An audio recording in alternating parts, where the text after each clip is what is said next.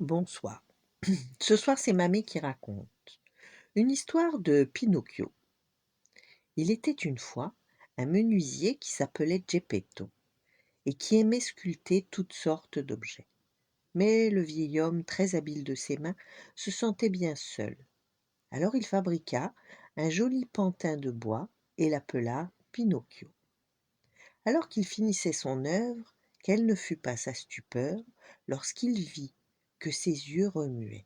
Le pantin était vivant. À peine Pinocchio fut-il achevé qu'il se jeta dans les bras de son papa pour l'embrasser. Très heureux, le menuisier lui confectionna des habits et lui donna des livres de classe, et dès le lendemain, le jeune pantin prit le chemin des écoliers. Il arriva sur une place où un théâtre ambulant donnait un spectacle.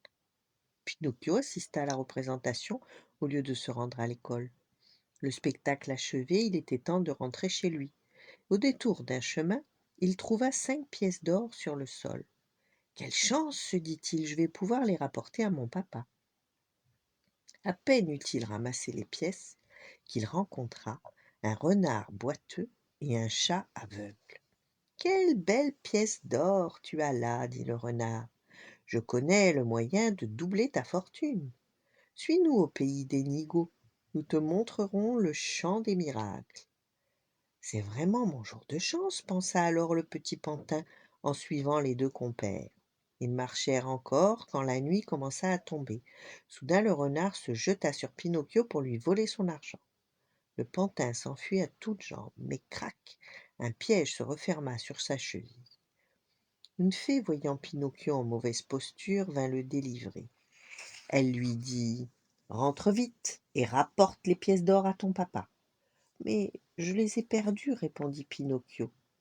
Et comme il prononçait ce mensonge, son nez se mit à s'allonger et la fée rit aux éclats.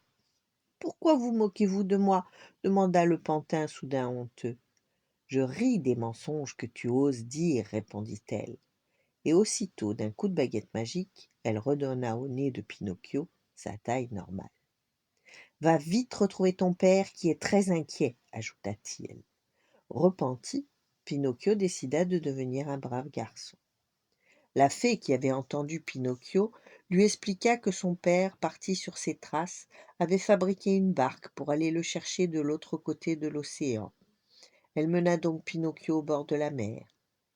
Soudain, une gueule géante le happa et il se retrouva dans le ventre d'un monstre marin, une énorme baleine. Et là, dans les entrailles de la bête, il découvrit son papa, tristement assis sur une barque, une bougie à la main. Avec une grande joie, il se jeta dans ses bras. «Oh, mon papa, je te retrouve enfin!» s'exclama Pinocchio. Et c'est ainsi qu'ils escaladèrent la gorge de la baleine et se retrouvèrent sur le rivage, fatigués mais heureux.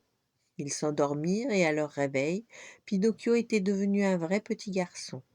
Geppetto serra très fort son fils dans ses bras.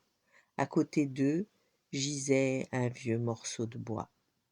Voilà, bonne nuit, faites de beaux rêves et à demain.